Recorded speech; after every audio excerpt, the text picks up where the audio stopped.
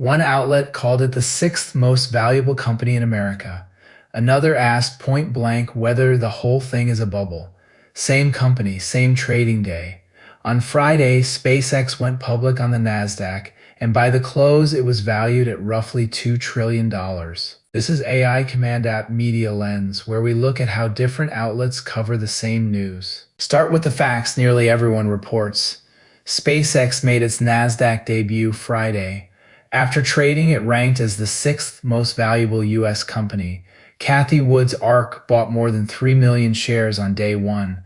And here's the detail that does a lot of quiet work.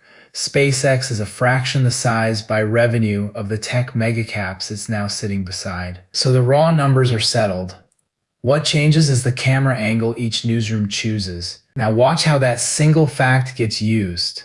CNBC ran the origin story angle, from a 10% chance of success to a $2 trillion market cap. That framing is built on the improbable journey, the rockets that blew up before they landed.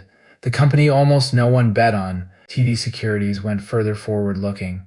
Its analysts said the public debut is only a small part of the larger SpaceX timeline, positioning today as the opening act, not the peak.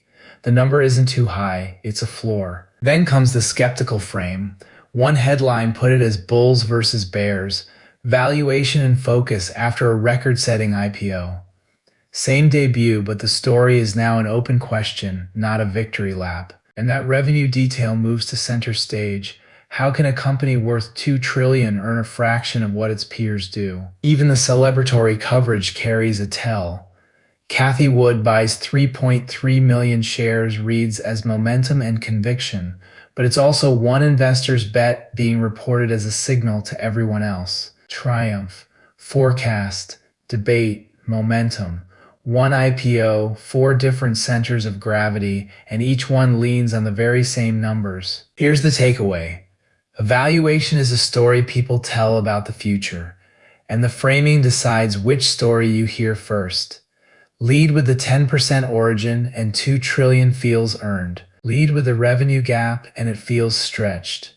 Both are using real, accurate figures. Read one outlet and you walk away either a believer or a skeptic.